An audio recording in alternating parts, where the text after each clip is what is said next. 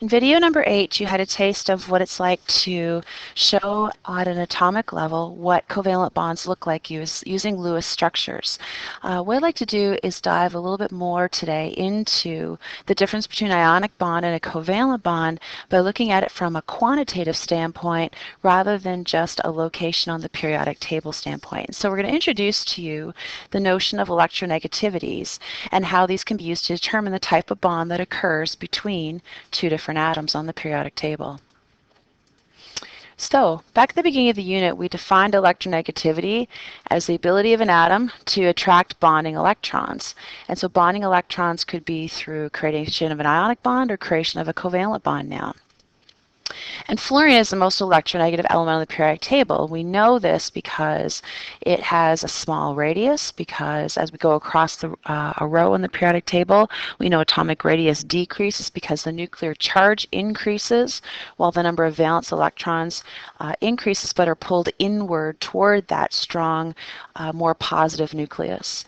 And also, in terms of group 7, it is the smallest of the halogens because we know that it has the fewest number of energy levels, and so that makes it smaller as well. What we're going to do today is introduce you to something called delta En, and delta's symbol is a triangle, and delta simply means difference in, and so difference from a mathematical standpoint simply means subtraction.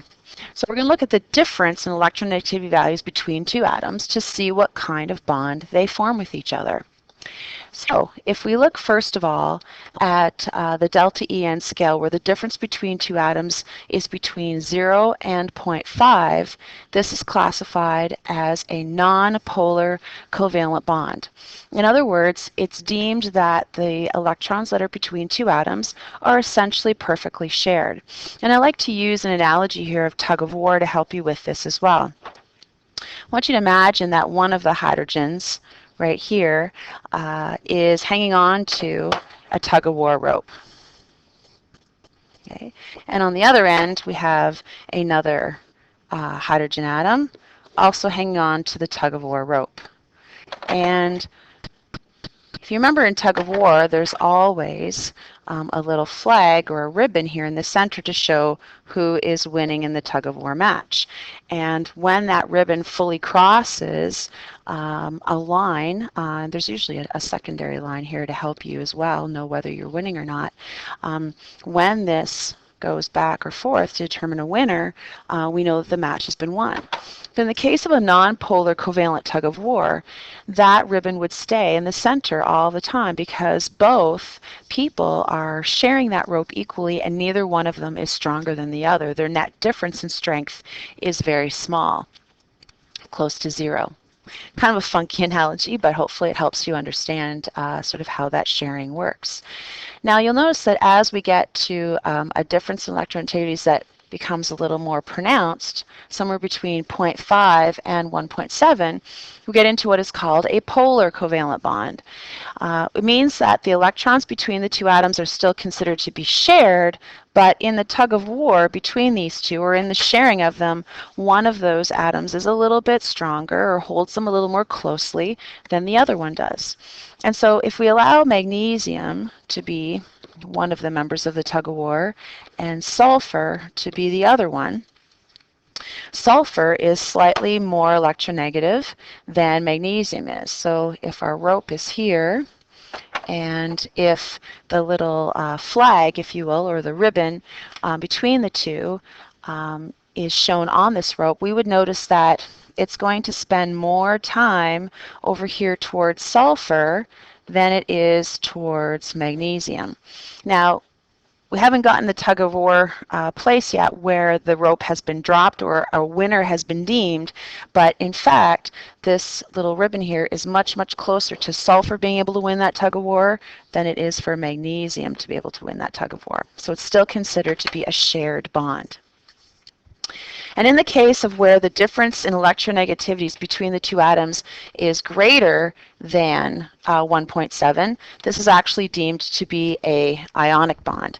And so there actually isn't even a bond between these two, if you will, in terms of being shared, so we shouldn't even show it with a straight line. Instead, we realize that lithium, in fact, gives up its bonding electron, and chlorine, in fact, takes it. And so in the tug of war, if this is lithium and this is chlorine, lithium has dropped the rope, given up its battle. Chlorine has clearly won the battle, and the rope is over here, and they've actually won the match because they've passed that way. And so there's this donation, if you will, or giving up of the electron from lithium over to chlorine. And so this general scale can help us identify what kind of bond two atoms have between each other a little more accurately than just looking at position on the periodic table. So what I'd like you to do is I'd like you to set up this table in your notes and look at a couple of different pairings of atoms. We've got oxygen, hydrogen, calcium, and fluorine, and so on all the way down the table. And I want you to be able to calculate their difference in electronegativities from your periodic table. So if you haven't taken out your periodic table yet, please do so. And turn it to the side that says the table of elements rather than the table of ions. I'd like to highlight for you where the electronegativity values for various atoms are on this on the alchem table. In the case of the alchem table, you will find them just below the average atomic mass right here. And the scale of electronegativities that is used on your alchem table is called the Pauling scale of electronegativity. And the Pauling scale is a little bit like levels. It goes from a value of 0 all the way up to a maximum of 4. And you can see that the most electronegative element on the periodic table, fluorine, actually has the highest value of 4.0. And so what I'll do is I will model the first one for you, and then I invite you to pause the video, complete the table, unpause it, and check your responses. So for oxygen and hydrogen, when I look up the electronegativity of oxygen on the alchem table, I discover that it has a value of 3.5. And when I do a similar exercise for hydrogen, I discover that it has a value of 2.1. So oxygen is more electronegative than hydrogen. We would expect that. It's found more to the right side of the table than it is to the left. And all we do is we're going to subtract those two so that we get a positive value. So 3.5 minus 2.1 means that the difference in electronegativities between these two atoms is 1.4. And 1.4 fits on the bonding continuum right in about here. Okay, which means that the type of bond that oxygen and hydrogen have with each other is in fact a polar covalent bond. And so when we reveal this one here, we see in fact polar covalent is the type of bond indeed. So as I said, go ahead and find out the difference in electronegativities, or delta En, for all of those different pairings, and see if you can deem then what type of bond those two atoms have with each other. Pause and then unpause to check your answers. So when you check your answers, you'll notice that calcium and fluorine, not unexpectedly, have a very high difference in electronegativities. It's calcium's on the left side of the table and fluorine's on the right, and they form an ionic bond. When you look at carbon and hydrogen, you notice that their difference is only 0.4. And so what's interesting to note there is that hydrogen, being element number 1 on the table, being part of the alkali family, is in a really unique position, because with a value of 2.1, out of a value system between 0 and 4, it can act in a number of different ways. It can act in an ionic manner where it can lose an electron. It can act in a manner where it... Sorry for that interruption. Let's go back here to carbon and hydrogen. And so what we notice with carbon and hydrogen is that they actually form a nonpolar covalent bond, or a pure covalent bond. And what's interesting is we may not have expected that, because we've been taught and trained so much up to this point that hydrogen is over here on the metal side of the periodic table, but carbon, of course, is over here in the non-metal. And if we use the old definition of left side with right side equals ionic, that really doesn't fit here. So this new tool of using electronegativities gives us a very quantitative means of determining type of bond better than location. We can use the explanation of hydrogen being located also here in group 7, sharing some of its behavior, bonding with carbon, to see why they are in fact a covalent bond.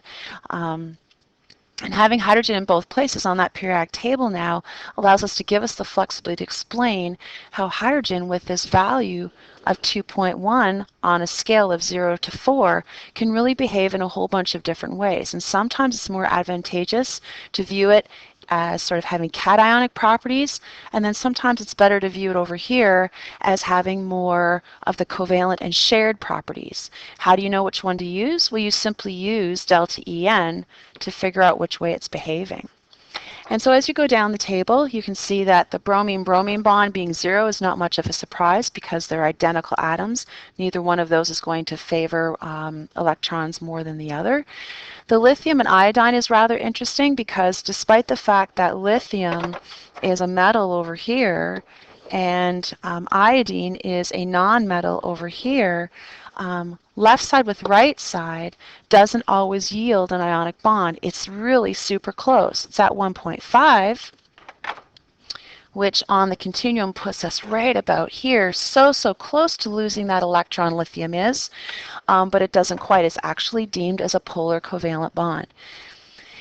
And with nitrogen and chlorine, it's no surprise that the difference is quite low because both of them are located here on the non-metal side of things, and so they're going to form a covalent bond. What's really interesting is that their values are identical, and so they form a non-polar bond. So delta En, in summary, is a way better tool of knowing what type of bond two atoms have between each other, whether it's ionic, whether it's polar covalent, or whether it's pure covalent. It's a much better tool than just simply using relative position on the periodic table. Is it on the left side of the staircase or the right side of the staircase? And so I encourage you to use delta En for those purposes.